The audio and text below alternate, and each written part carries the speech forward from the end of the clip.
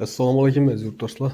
Ürgen şehrinde, merkezde Xorazm Palasyan'dan sonra Ürgen yurttaşlarımız için 4 kavatlı doğumumuzun 4. kavatında 2 kana çıktı. Oradan da birlikte görüp ötemiz.